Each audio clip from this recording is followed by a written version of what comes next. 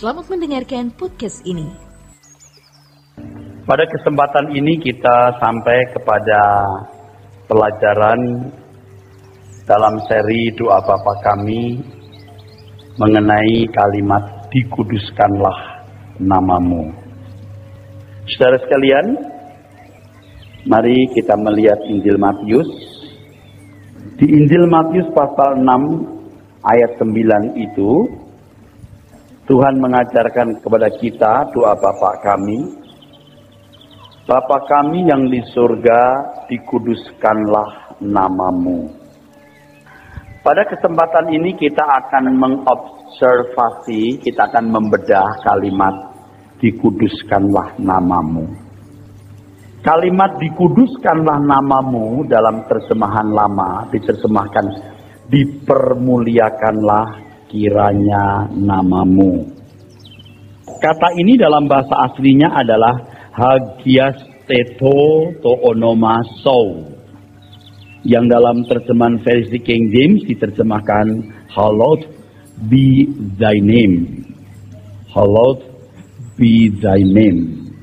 Dalam terjemahan versi Today's English Version ditulis may your holy name be honored. Bapak Ibu saudaraku sekalian, kata dikuduskanlah dari akar kata hagiaso, yang memang lebih sering diterjemahkan dikuduskan.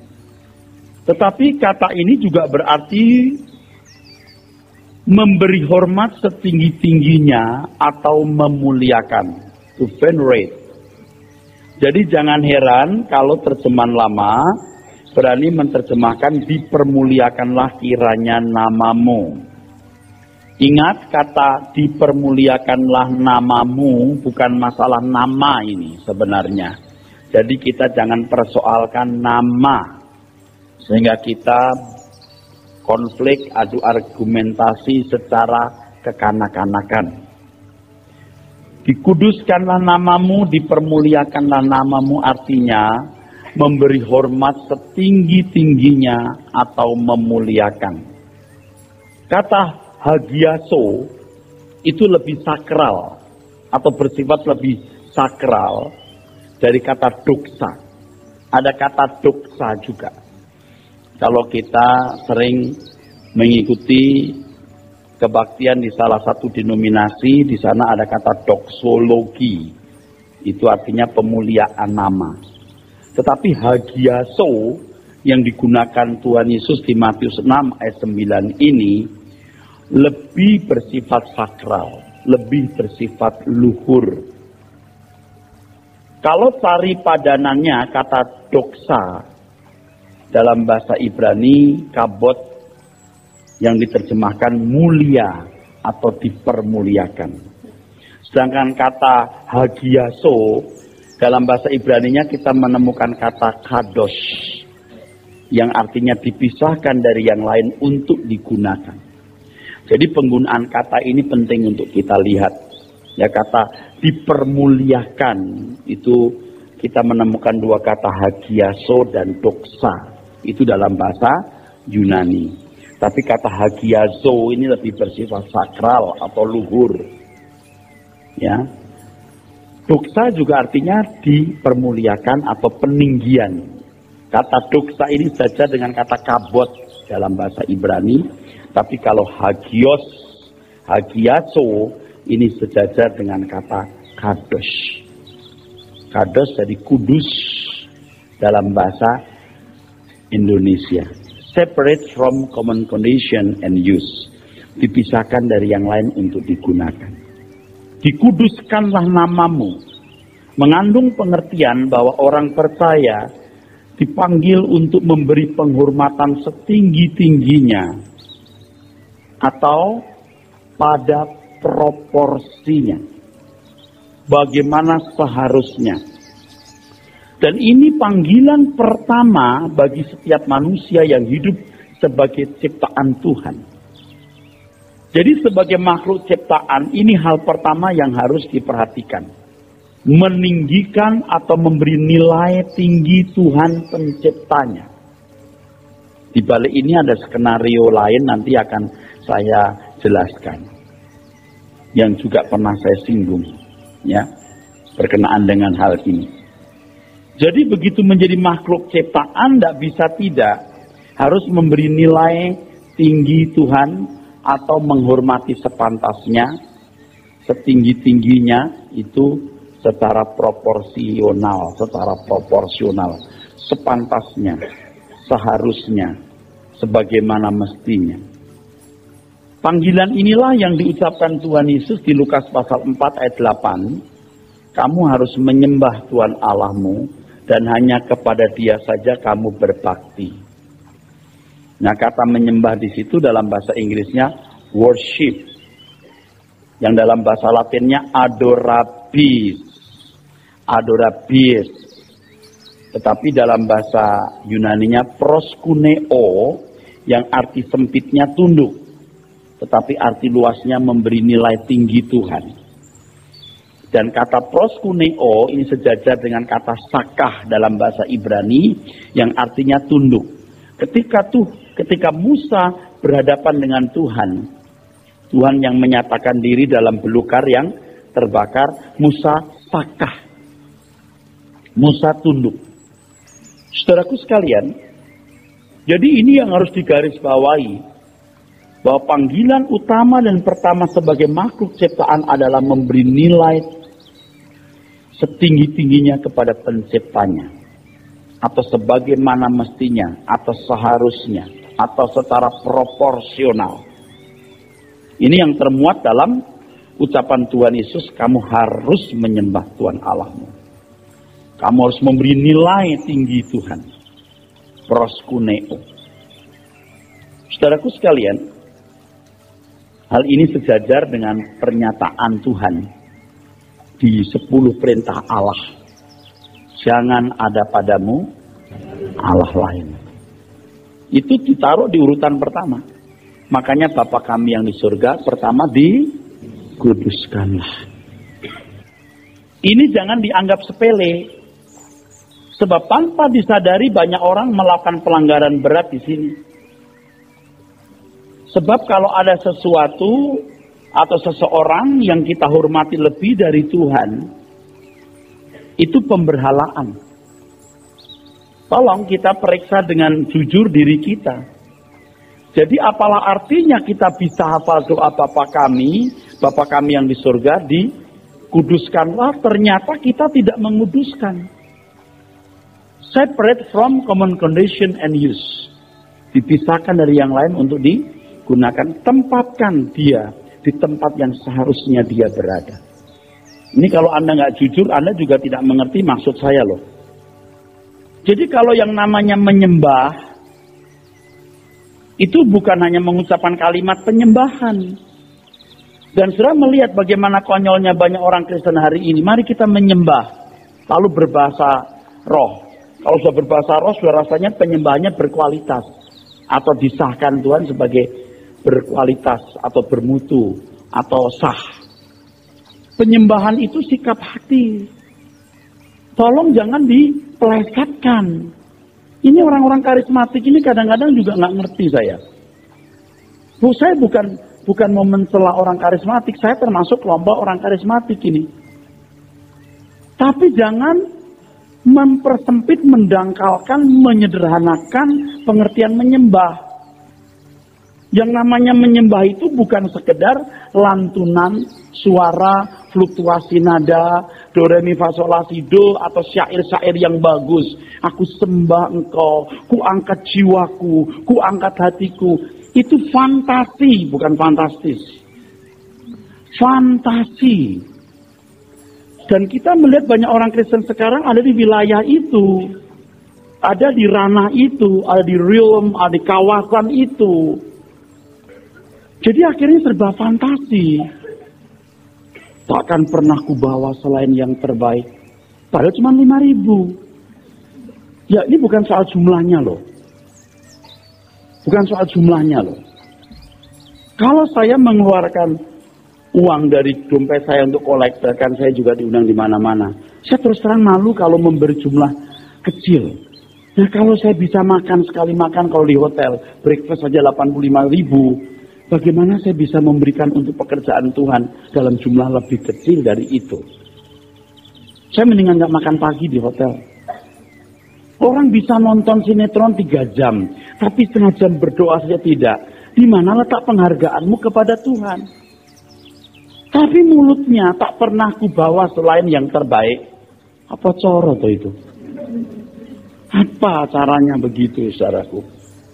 Fantasi semua loh, saudaraku.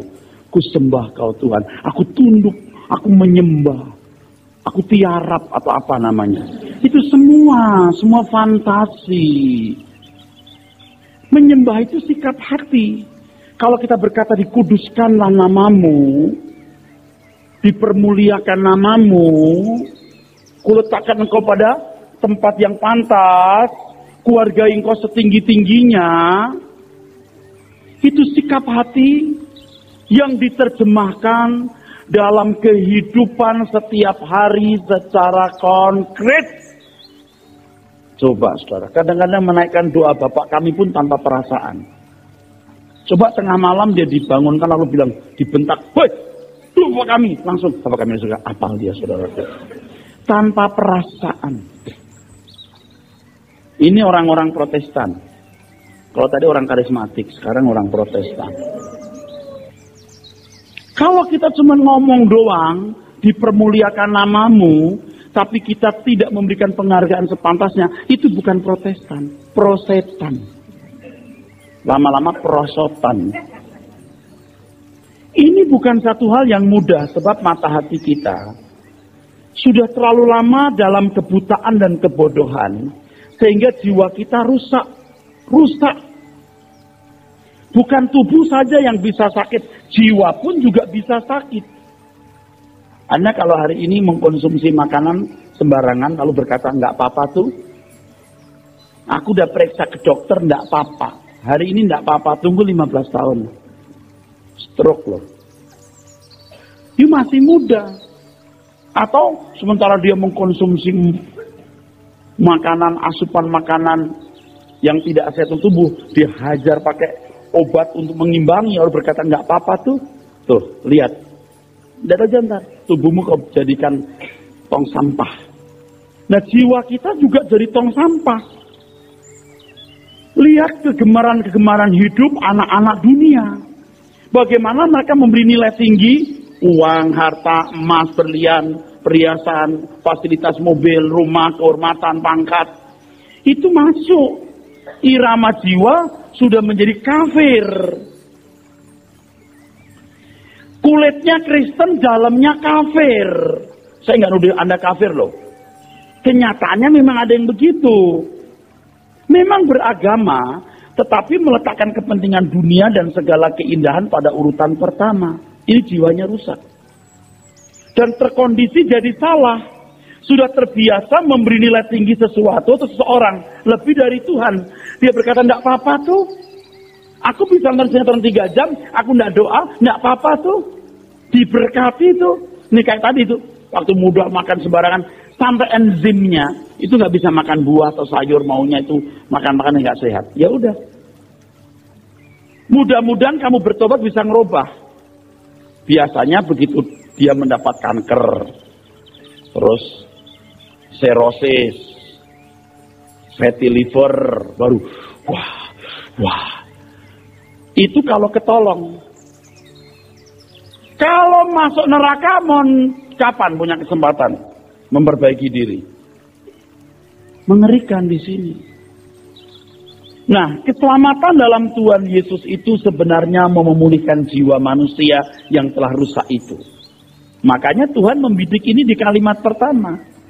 Jadi kalau kalimat pertama dikuduskanlah namamu, saya sudah mengatakan di awal khotbah. Jadi kalau Anda belum pernah mendengar khotbah di awal, Anda bisa membeli CD-nya.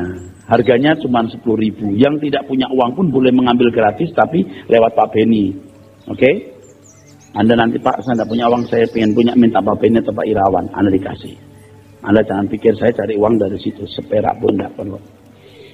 Jadi saudaraku sekalian, ini yang mau disembuhkan dulu oleh Tuhan. Ketika Daud berkata, "Selidiki aku Tuhan, apakah jalanku serong?" Serong dalam bahasa asli itu otsep. Otsep itu bisa diterjemahkan kejahatan, wicked atau evil. Tapi sebenarnya otsep bisa berarti idol, berhala. Apakah ada berhala dalam hatiku? Itu maksudnya. Apapun yang kita beri nilai lebih dari Tuhan, berhala.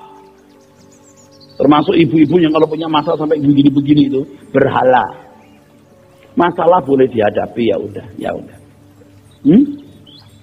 Saudaraku sekalian yang kekasih, firman Tuhan akan menerangi hati kita sehingga dapat menemukan kanker kejahatan dalam hati ini. Kita harus menyadari dan mengakui sakitnya jiwa kita supaya kita disembuhkan Tuhan. Jangan merasa tidak sakit. Nah, ini susah. Hanya orang sakit yang membutuhkan dokter. Sakit kanker, aku panu. Nah, itu bahaya. Sadar. Jadi ketika Tuhan berkata, marilah kepadaku yang letih lesu dan berbeban berat, jangan diplesetkan. Mari yang beban berat belum punya rumah. Belum punya jodoh. Yang ekonominya pas-pasan. Ayo mari, saudara, yang hidupnya punya masalah banyak di rumah karena suami belum bertobat, mertua jahat. Mari datang, aku beri kelegaan. Itu pelesetan yang sangat menyesatkan. Tapi saya dulu begitu juga, saudara. Sekarang bertobat. Yang membuat jiwamu lelah itu karena engkau punya banyak keinginan. Mari duduk di sini. Lepaskan keinginanmu. Temukan perhentian di dalam aku. Aku beri kelegaan. Itu artinya perhentian. Anapauso. Perhentian. Sabat. Berhenti di sini. Sampai engkau bisa berkata, Yesus cukup bagiku. Dan engkau tidak heran mendengar kalimat asal ada makanan pakaian cukup. Serigala punya liang, burung punya sarang, anak manusia tidak punya tempat meletakkan kepalanya. Kamu baru benar-benar merdeka. Biar suami belum bertobat dan jahat, haleluya. Biar mertua kayak Jurassic, amin. Biar belum punya rumah pribadi, biar ekonomi pas-pasan, haleluya. Toh nggak lama di dunia ini. Nah, di dalam tulisan saya ini, persiapan saya ini, saya menulis, kalau orang tidak memuliakan Tuhan, hari ini, dia akan memuliakan selama-lamanya. Sorry, test case. Anda di dunia ini memuliakan Tuhan nggak? Menguduskan namanya nggak? Jadi orang Kristen itu nggak ada doanya selamati mudah-mudahan diterima di sisi Tuhan itu. Diterima atau tidak dari keputusan dan langkah Anda hari ini. Seberapa Anda memberi nilai tinggi? Tuhan.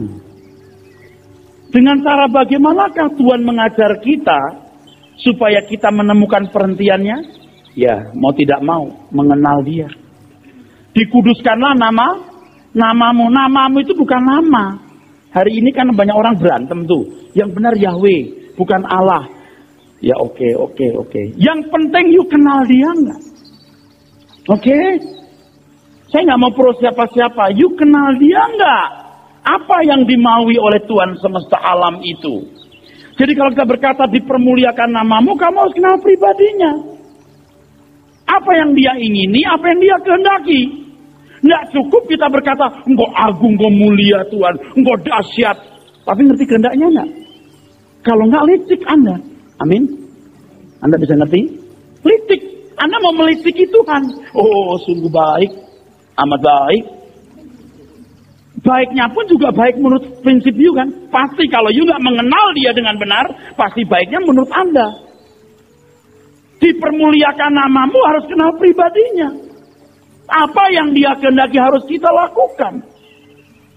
Oh, ini kerja keras, saudaraku sekalian. Baru kita bisa berkata, dipermuliakan namamu. Jangan saudara pikir Tuhan seperti anak kecil yang senang dibombong-bombong. Apa tuh dibombong-bombong? Dipuji-puji gitu. Engkau baik, anak mami, mau luar biasa ya. Aduh, kamu pintar, kamu cantik banget. Sana itu. Saya pikir Tuhan seperti itu. Atau seperti atasan yang gila hormat. Oh bos mah baik, oh bos mah cakep, bos mah pinter, bos mah luar biasa. Jarang kayak bos, nggak ada.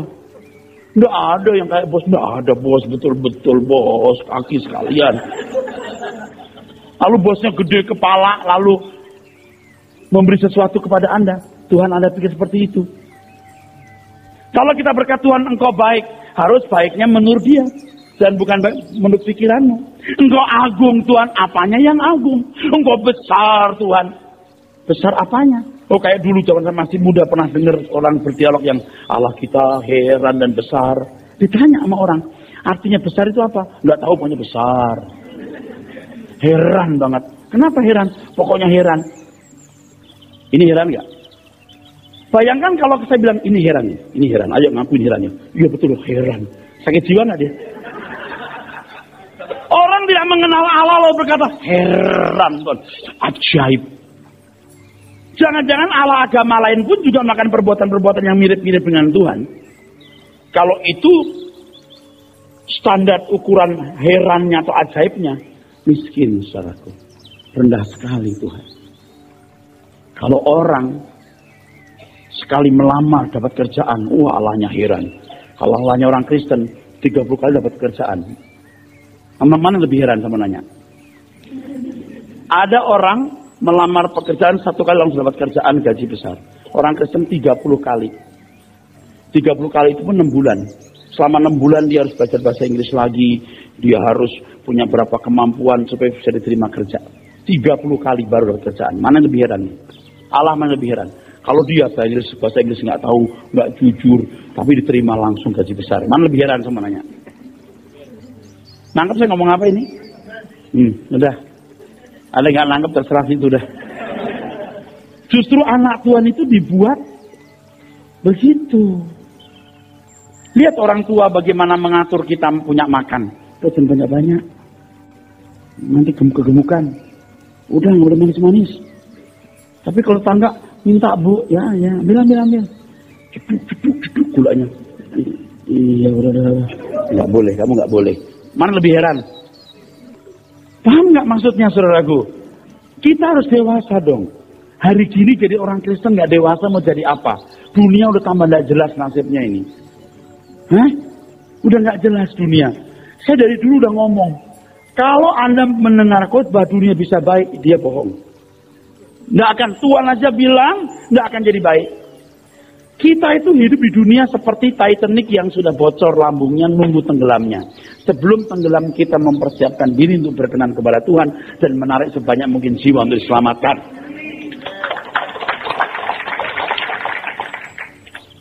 Jadi saudaraku sekalian, harus mengenal.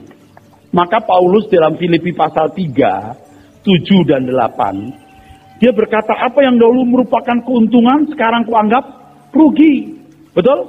Bahkan kuanggap seperti sampah. Lalu ayat berikutnya, yang ku kehendaki mengenal dia. Tuh. Ambil keputusan dulu, ini Tuhan Yesus. Dia baik. Baiknya gimana? Pokoknya baik dulu deh. Ya memang, setelah dia belajar, kata baik yang diucapkan, baik bener. Amin. Jadi kualitas penyembahan orang itu lewat perjalanan waktu. Seiring dengan pengenalannya akan Tuhan. Tidak bisa 3 bulan salate Anda puji-pujian bisa menyembah Allah. Nyanyinya bagus, tekniknya bagus, esensinya yang belum tentu bagus. Dengan demikian jelas pelayanan gereja adalah pelayanan kesembuhan jiwa agar manusia kembali menempatkan diri sebagai makhluk ciptaan yang benar. Untuk itu jemaat harus dilatih dan diajar meninggikan Tuhan, bukan barang dunia fana. Pak, saya ini lagi bangkrut, puji Tuhan. Mari belajar Alkitab. Kalau nggak bangkrut, keras kepala, sombong, nggak bisa dididik. Duduk. Biar saya dipulihkan, Pak. Tak usah didoakan kalau waktunya dipulihkan, Anda dipulihkan. Tapi kalau saya berkata, dalam nama Yesus, roh pemulihan saya lepaskan. Ini tahun pemulihan. Udah, yuk artinya apa? Udah, yuk pikirin sendiri dah. Bukan saya tidak percaya pemulihan. Semua akan ditambahkan kepadamu oleh Tuhan. Jangan berdiri sebagai dukun. Karena saya doa 40 hari saya sekalian. Malah doa saya di Israel langsung. Lebih dekat sama Tuhan, saudara. Di Taman Getsemani, saudara. Doa saya lebih mantap. Pemulihan terjadi. Kalau saya sentuh Anda, ekonomi akan dipulihkan. Tapi orang Indonesia senang banget yang dibohongin gitu, saudara. Jangan dibohongin begitu. Itu salah. Amin. Aduh, saya itu bukan mau menyakiti, menjolimi pendeta lain, loh, enggak. Bukan mencela pendeta lain, enggak. Memang udah tercela itu. Enggak boleh gitu, saudara. Puji Tuhan, bro. Kita bersyukur hidup kita nggak lama di dunia. Nanti kalau di surga dia lihat cara Tuhan menyelamatkan kan. Tahun 2009 bangkrut. Terus setelah itu jadi rajin mendengar suara kebenaran. Dia berkata, aku menyesal. Kenapa? Karena bangkrutnya tahun 2009. Kenapa tahun 2001 bangkrutnya? Lebih lama dia belajar kebenaran. Amin. Tapi sebaiknya tidak usah bangkrut. Tidak usah. Ya, tidak usah sampai dipukul begitu. Kadang-kadang ya terpaksa harus begitu untuk merubah sirkuit pola berpikir itu dihentak dengan masalah berat.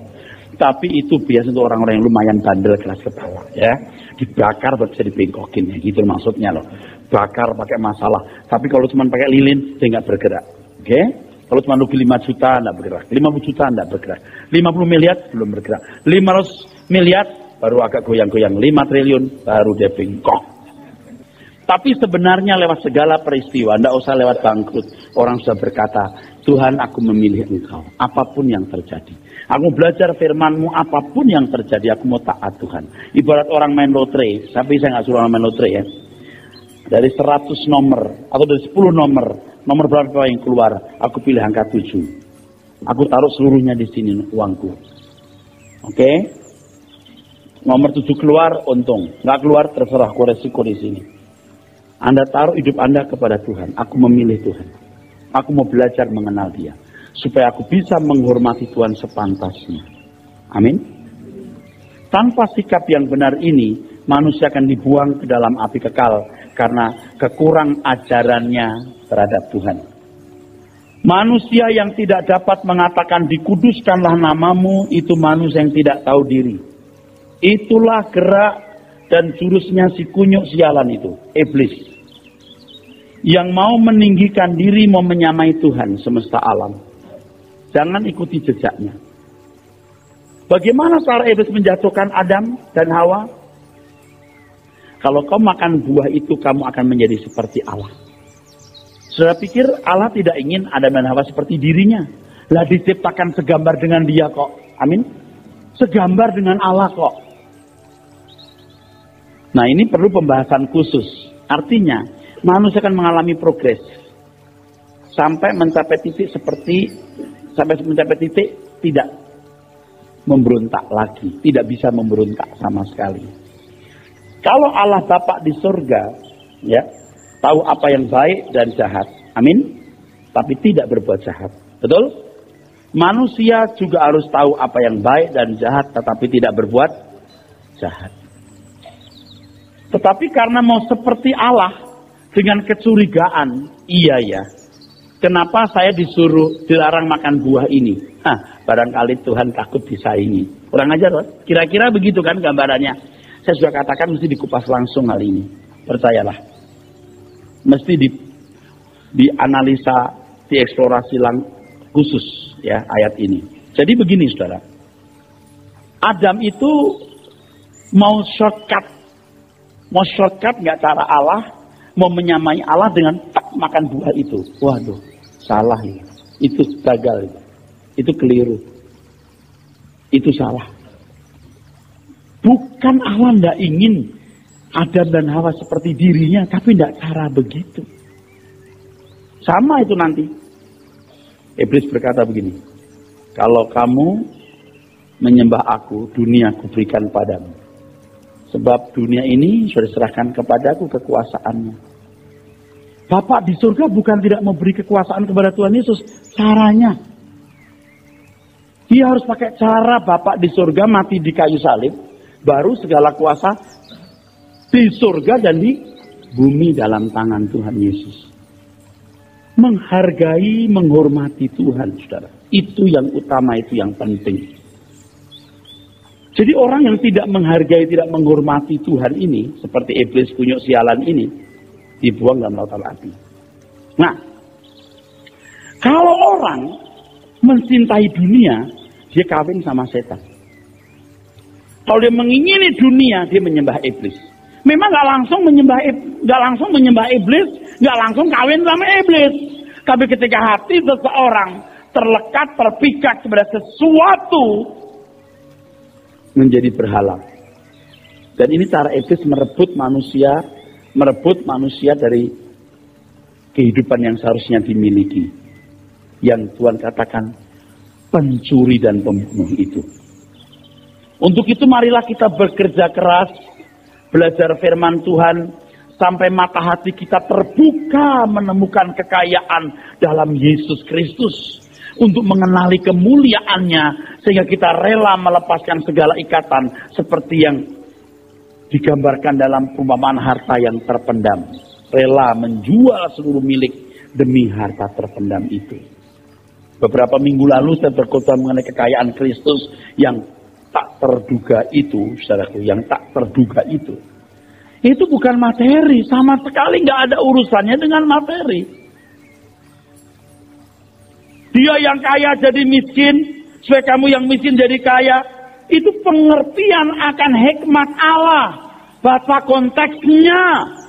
Jangan dipelesetkan. Nah, orang-orang duniawi senang yang begitu, karena wes rusak jadinya. Masih bersama saya, saudara? Jangan berpikir duniawi sama sekali. Dalam pengiringan kita kepada Tuhan Yesus, tidak ada tekanan pada perkara duniawi sama sekali. Tapi Anda jangan takut, Tuhan pasti pelihara kita dan memberkati kita.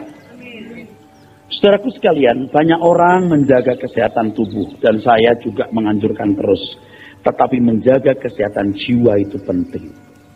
Jadi kalimat dalam doa Bapa kami, dikuduskanlah namamu, merupakan panggilan untuk menyembah Tuhan dengan sikap batin yang benar. Punya sikap batin yang sehat. Tuhan mau mulut kita dengan hati kita sama. Katakan amin. Sama. Karena memang kita memberi nilai tinggi Tuhan. Dan itu kita peragakan dalam hidup kita tiap hari. Memang itu gaya hidup yang harus dimiliki orang percaya. Ingat, di awal pembahasan doa Bapa kami, saya sudah memberitahukan bahwa doa Bapa kami formula kehidupan. Bukan sekedar formula doa. Dalam doa Bapa kami kita menemukan gaya hidup, lifestyle. Gaya hidup anak Allah. Itu jiwa kita kalau sehat, kita itu tidak usah capek-capek nyanyi dengan perasaan. Konsentrasi, tidak perlu. Itu otomatis mengalir. Maka singer, WL, wah itu hidup hari-harinya bisa kebaca dari cara dia tampil di depan ini. Tidak gampang. Tapi kan kita nggak bisa menuntut anak-anak kita yang masih muda, remaja, seperti kita. Nggak bisa dong, amin. Dia punya kelasnya, tahu? Ya udah, kita bersyukur anak-anak kita masih bisa menyanyi ya. Jangan disamakan anak remaja dengan saya. Kalau saya udah mau masuk kubur, udah beda. Anda bisa mengerti maksud saya? Tapi kalau tiap hari memang Anda tidak belajar memperhatikan kehidupan, memberi nilai tinggi Tuhan, nggak sehat jiwamu. Sumbang. Fales di telinga Tuhan itu fales. Makanya doa pagi seperti yang dilakukan di Geraha Sastra tadi pagi jam 7, terus Kelapa Gading atau minggu depan atau berapa itu disitu kita belajar loh sebenarnya memeriksa diri. Seberapa kita punya kesatuan antara perkataan dan isi hati kita. Mari kita memperhatikan apa yang Tuhan kehendaki dengan doa Bapa kami itu. Langkah pertama, meninggikan Tuhan dengan sikap hati, menghormati Tuhan dengan sikap hati. Bapak Ibu, penjelasan saya ini belum mewakili yang seharusnya saya sampaikan karena waktunya terbatas. Tapi Bapak Ibu harus belajar ya, sampai duit dan harta kita nggak manis di lidah kita, tapi manis di lidah Tuhan. Kalau kita bisnis lalu ditipu orang atau gagal atau rugi, ya udah, nggak sakit ya, nggak sakit. Oke, kalau kita punya banyak pun juga enggak goyang hati kita tuh nggak banyak gitu ya. Tenang aja begini, rugi ya begini, untung banyak, duit banyak ya begini. Jangan rugi, untung. Dia harus tetap stabil sekarang. Salah satu cara saya untuk bisa tidak duniawi adalah saya selalu belajar mengakhiri hidup. Jadi hari ini saya berkata, Tuhan, this is my last day. This is my last day. Today is my last day. Tuhan, aku mau mengakhiri hidupku, Tuhan. Terus Tuhan ngajar saya satu hal begini. 20 tahun yang lalu atau 25 tahun yang lalu kamu sudah berkata, matikan aku, Tuhan. Hari ini kamu bilang kok nggak mati-mati ya. Jangan sampai 20 tahun kemudian kamu masih berkata kok nggak mati-mati. Waduh, kaget saya. Rasanya itu ada suara begitu di hati saya. Ya, takut juga saya. 20 tahun yang lalu, kan saya 25 tahun yang lalu kira-kira tahun 80 sekian, saya udah ngarang lagu ini. Matikanlah aku, Tuhan. Matikan ku setiap hari. Lalu sekarang saya bilang kok gak mati-mati ya aku ya. Jangan sampai 20 tahun lagi, di umur 70 tahun, 72 tahun, 73 tahun, saya masih berkata yang sama. Kok gak mati-mati ya? Nanti di ruang ICU, ngap, kok gak mati-mati ya? Udah mau mati beneran padahal. Nah, kan maksud saya? Jadi serius.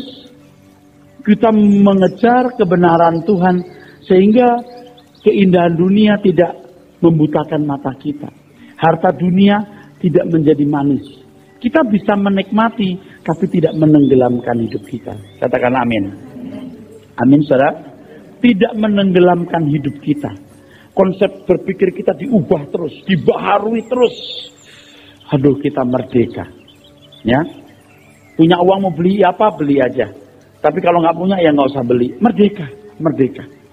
Jangan tahun depan aku harus sudah punya rumah, nggak perlu. Lihat mobil, aduh kalau belum punya mobil yang ini nggak mantep, nggak perlu. Punya beli, nggak punya ya nggak usah beli. Kalau Anda punya, Anda lihat mobil bagus, pengen punya, Anda punya mata hati akan berkata boleh, Anda beli, nggak masalah. Mau mobil harga berapapun nggak masalah. Jangan kampungan deh. Tapi nggak punya juga nggak apa-apa. Amin. Merdeka, saudaraku. Jadi ATM, cek nolnya ngelinding 9. Haleluya. Terus ngelinding cuma 3 biji. Haleluya. Sama. Karena semua kan kita tinggalkan. Itu membuat Anda bukan jadi miskin. Anda tidak menjadi miskin karena hal itu. Percaya deh. Allah akan memberkati saudara supaya jangan jadi beban bagi orang lain. Katakan amin. Nah, saya teruskan. Ketika Tuhan mengajarkan kepada kita dikuduskanlah namamu, artinya tadi saya katakan, Tuhan kita hargai, kita hormati secara proporsional, secara benar. Karena dia Allah kita dan kita ciptaannya. Kita diciptakan untuk menghormati, menghargai dia. Dalam tindakan konkret kita mengabdi, melayani Tuhan. Dan apapun rela kita korbankan demi kesukaan dan kepuasan hati dia. Amin. Dan ini fungsi manusia pertama diciptakan oleh Tuhan. Yaitu menaklukkan iblis dengan membuktikan bahwa Tuhan semesta alam yang layak disembah. Di brosur doa Bapak kami ada tulisan kan. Sebenarnya doa Bapak kami itu sudah harus dilakukan oleh Adam dan Hawa. Saya sudah jelaskan dari pertama. Kalau Anda mengatakan yang gimana itu Pak? Yuk dengar lagi dah. Saya tidak bisa menjelaskan sudah pertemuan keempat ini. Udah tidak cukup waktu. Kelima, ini pertemuan kelima, saudaraku. Saya sudah menjelaskan manusia itu anak, amin. Kita itu dilahirkan oleh Allah. We are His offspring. Kita ini keturunan Tuhan. The spiritual children of God. Kita ini anak-anak rohani Tuhan. Yang tubuhnya kita diambil dari tanah, tapi dalamnya diisi oleh Tuhan. Bapak. Kenapa kami, saya sudah jelaskan lagi. Kenapa di surga, saya jelaskan. Tapi kalimat pertama, dikuduskan namamu. Itu fungsi pertama manusia diciptakan. Menaklukkan iblis dengan membuktikan bahwa Tuhan semesta alam yang layak disembah. Nah ini perlu penjelasan juga sebenarnya.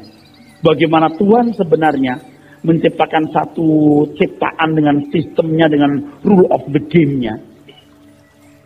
Karena iblis ketika memberontak kan logika kita matiin aja selesai. Kok nggak bisa? Kok mesti pakai turun dibuang ke bumi?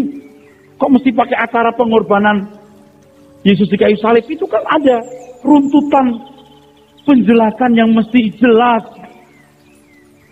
Kalau Anda pengen tahu cepat begini, Allah ciptakan makhluk yang namanya malaikat. Dan di antara mereka itu punya kehendak bebas. Kalau di Ayub dikatakan dia bisa error. Kebebasan itu bisa melahirkan kejahatan.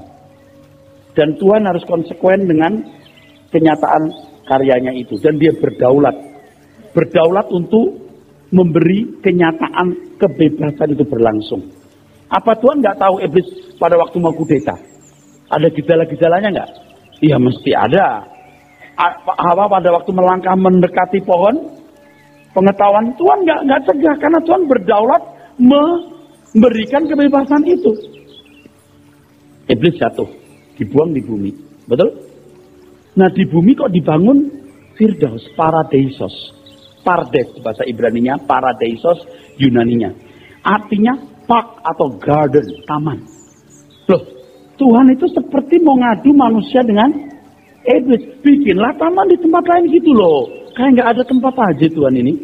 Maaf ya Tuhan, cuman mau ngajarin umatmu ini. Maksud saya adalah, memang Tuhan seperti jorok kayak gitu loh. Apa itu? Dorong gitu loh. Udah begitu ada buah di tengah taman, taruhnya di ujung sono ditutup pakai beton gitu loh.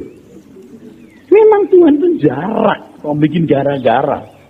Tapi kalau manusia berkata, aku pilih taat, aku menghormati Allahku, iblis nggak bisa menang. Terbukti bahwa Allah lah yang patut ditaati, dipatuhi, dihormati. Tapi Adam jatuh. Adam pertama gagal. Allah mengirim Adam kedua. Amin. Menang. Taat sampai mati, bahkan mati di kayu salib. Maka iblis paling takut dengan darah. Darah itu bukan bendanya. Darah itu representasi dari ketaatan Tuhan Yesus. Makanya kita tuh hati-hati loh kalau menggunakan kata darah. Darah Yesus, iblis takut betul. Tapi jangan tikus lewat darah Yesus. Ini kan sembarangan. Tikus lewat kaget sebut darah Yesus. Ini kan tidak hormat. Nah sebenarnya manusialah, Adamlah yang membuktikan bahwa Tuhan semesta alam adalah Allah yang layak disembah, dipuji. Bapa, amin. Bapa kami semua di sorga. Ini kalimat ini mengganggu jiwa saya saat ini. Tapi saya mau ngomong supaya jiwa saya tidak terganggu. Bumi ini mestinya jadi surga. Mestinya. Belum jadi surga karena ada pemberontak. Ingat penjelasan soal surga di sini, ingat ya. Surga itu samayim oranos, ingat. Artinya tempat di mana tidak ada pemberontak. Bumi masih ada pemberontak. Maka jadilah kehendakmu di bumi seperti ini. Belum jadi surga karena pemberontak, harus ditundukkan dulu. Manusia harus membuktikan bahwa dia Allah yang layak disembah. Maka kalimat doa pertama, dikuduskanlah namamu. Jadi penaklukan iblis itu tugas manusia mesti. Diteguhkan lagi dengan pernyataan di Kejadian 128, taklukkan. Saya sudah jelaskan bahasa aslinya dan lain sebagainya. Itu luar biasa. Jadi sebenarnya ada skenario besar di balik kata dipermuliakan namamu. Lah kok sekarang doa Bapak kami diganti doa Yabes? Tuh, kurang kerjaan enggak? Saya bukan melarang doa Yabes, boleh. Itu untuk umat perjanjian lama. Lapangkan tanahmu ke kanan, ke kiri. Artinya apa? Oh, biar lebih rohani, artinya pelayanan. Oke, tujuan pelayanan apa? Saya kejar lagi. Jiwa-jiwa dimenangkan. Apa artinya dimenangkan? Ke gereja.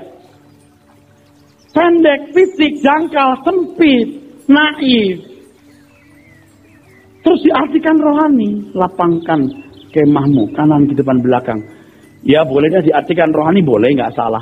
Tapi doa Bapak kami ini, format kehidupan yang Tuhan Yesus ajarkan, itu fokus kita. Amin. Jadi sejatinya bumi ini adalah Firdaus yang sangat beresiko. Daerah rawan. Sebab iblis masih bisa masuk ke dalam Firdaus. Dan Tuhan membiarkan itu. Sebab manusia memang fight. Dan manusia harus membuktikan ketaatan kepada Bapa di surga. Dalam ketaatan, dalam proses itu, manusia diajarkan doa, dikuduskan atau dipermuliakan namamu. Jadi terbukti, maksud kalimat doa Bapa kami, datanglah kerajaanmu, jadilah kehendakmu di bumi seperti di surga. Memang manusia dirancang Tuhan untuk menghadirkan pemerintahan Bapa di bumi. Kan kita bisa berpikir sederhana begini, gampang lah Pak, bunuh aja tuh iblis. Ada rule of the game-nya. Maka ketika makhluk diciptakan, ketika manusia diciptakan, Tuhan menempatkan rohnya di dalam diri manusia. Ini anak Allah loh. Ini bangsawan, aristokrat surgawi. Bisa mengalahkan iblis. Sayang, gagal. Nah, sekarang anak-anak Tuhan mau dibawa ke rancangan semula itu.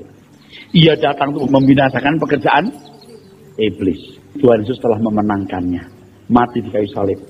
Sampai menumpahkan darah. Dan iblis paling takut dengan darah dan kesaksian kita. Hanya oleh domba dan oleh kesaksian. Bukan kesaksian mulut, kesaksian hidup. Yang membuktikan aku memuliakan dia. Aku menguduskan dia. Tidak ada yang layak dipermuliakan selain Allah Bapa di surga. Dan Bapa berkata, ini anakku yang kukasih, kepadanya aku berkenan. Seperti Tuhan Yesus mendapatkan sertifikat ini. Ini anakku yang kukasih, kepadanya aku berkenan. Karena taat. Dan memuliakan Bapa di surga. Saatnya aku memuliakan engkau ya Bapa. Waktu mau naik salib kan? Waktu mau naik yang salib betul? Saatnya anak memuliakan engkau Bapa. Waktu dia mau naik ke salib. Bukan waktu dia mau nyanyi. Waktu mau naik ke tiang salib. Anak mau memuliakan engkau Bapa. Ini anakku yang kukasih. Maka kalau Anda berani taat seperti ini, Anda juga mendapat sertifikat. Ini anakku yang kukasih, kepadanya aku berkenan. Amin.